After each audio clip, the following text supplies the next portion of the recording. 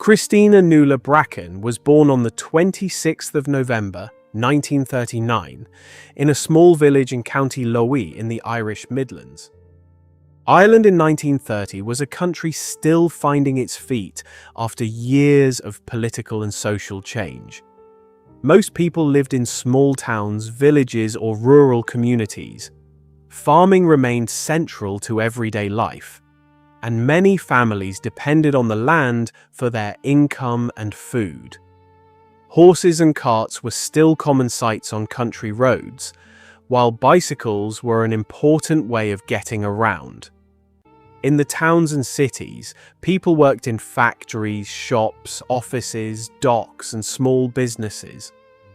Homes were often modest, heated by coal or turf, and daily life was built around hard work and careful spending. Electricity was beginning to reach more homes, but many rural households still lived without it. Radios were becoming increasingly popular, bringing news, music, and entertainment into people's homes. Children attended local schools, helped with household chores, and spent much of their free time outdoors. Ireland, in 1930, was changing. But for ordinary families, life remained simple, local, and closely connected to work, family, and community. Ireland, in 1939, was a country of deep Catholic faith and close rural communities. County Lowy sat in the heart of the Midlands. Flat farming land, small market towns, villages where families had lived on the same ground for generations. Life in those communities turned around the parish. The church stood at the centre of everything. The naming of days, the marking of seasons, the rhythms of birth and death, and everything in between. Faith was not something that sat apart from daily life. It was daily life. And in that world, a vocation to religious life, the decision to give oneself entirely to God and to the service of others, was understood and honoured. Families who saw a son or daughter called to the convent or the priesthood carried that calling with quiet pride. Christina grew up in that island. She was the daughter of a family from County Lowy, a close, faithful family deeply rooted in their community. Her mother was a widow, and the bond between Christina and her mother was a close and loving one that would endure throughout Christina's adult life. Christina was described by those who knew her in words that paint a very particular picture. A dear little creature, a lovely soul, dreadfully shy to the point of being timid. Those words, shy, timid, lovely, speak of a woman who was gentle and inward, who moved quietly through the world without seeking attention, who gave herself to the people and the faith she served without drama or self-advertisement. At some point in her adult life, Christina entered religious life as a member of the Ursulines of Jesus. She took the name Sister Jacinta, a name she would carry and be known by for the rest of her life in the faith. She was a woman of music as well as prayer. She played the guitar, and her music was part of who she was within her religious community. She worked as a music teacher, passing her gift for music to the children she taught, as quietly and as warmly as she did everything else in her life.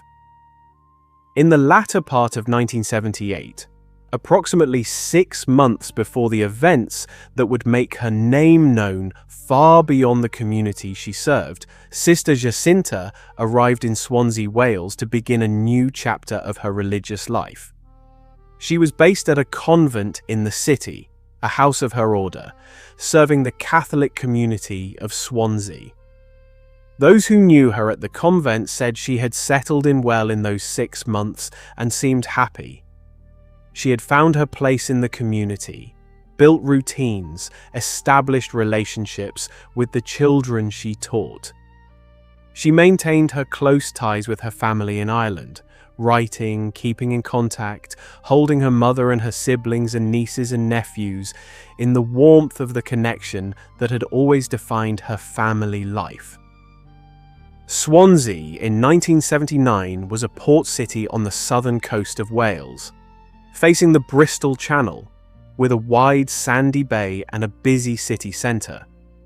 The heavy industries that had once defined it, coal export, copper smelting, tin plate, were in long decline by that year, and the city was finding a new shape for itself. It was a city that had always looked outward to the sea, and the Docklands area, the old foreshore, the piers, the mud banks and sand flats that extended along the waterfront, remained part of its daily geography. Sister Jacinta knew that waterfront well. She was known to walk along the sand and mud banks of the old Docklands on her way back to the convent from shopping trips into the city centre. It was a route she had taken many times in her months in Swansea. On a Saturday afternoon, it was a natural and familiar path home. On the morning of Saturday the 19th of May, 1979, Sister Jacinta left the convent at around lunchtime. She was going shopping in the city centre. She had a specific errand. She wanted to buy a pair of stockings as a birthday present for her widowed mother back in Ireland. It was a simple, loving act. She set off on foot into the city. During her time in the city centre, she was seen at more than one location. The last confirmed sighting of Sister Jacinta was near the Quadrant multi-storey car park in Swansea city centre, where she was seen by 2 children she taught. It was also thought at the time, though this could not be confirmed by investigators, that she may have been seen praying in a nearby Roman Catholic church before that sighting.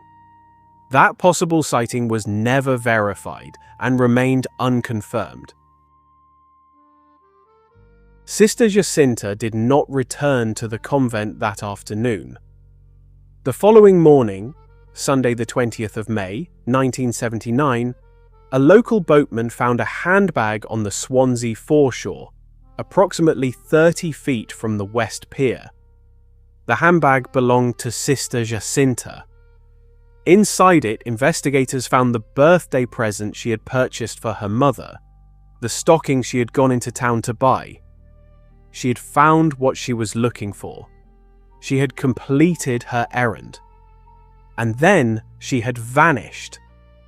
A major missing persons investigation was launched by South Wales Police. Officers searched the area of the foreshore and the West Pier and the surrounding waterfront. The search found nothing further beyond the handbag. The initial theory was that Sister Jacinta might have returned to Ireland, that something had prompted her to leave without telling anyone and make her way home. That theory was quickly ruled out. All of her belongings were found in the convent exactly where she had left them. Her sailing ticket, which she would have needed to cross from Wales to Ireland, was there. Her cash was there.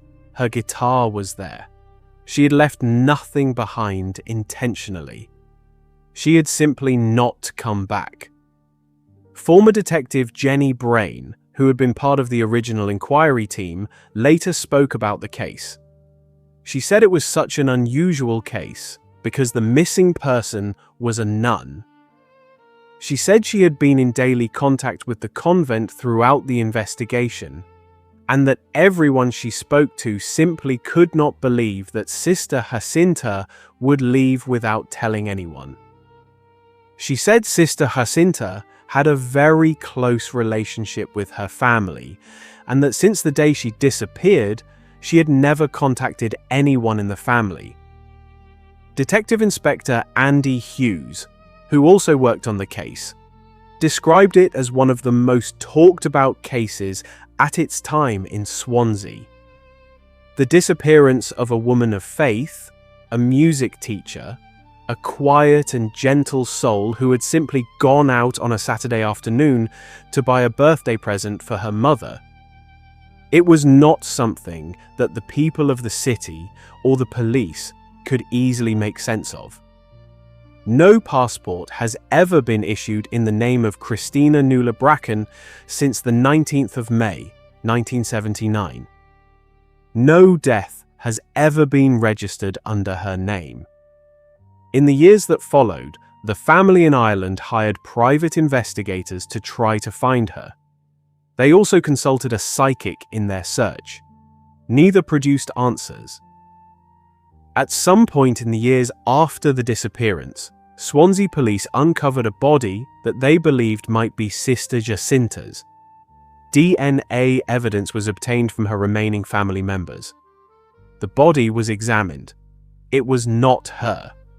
It belonged to someone else entirely.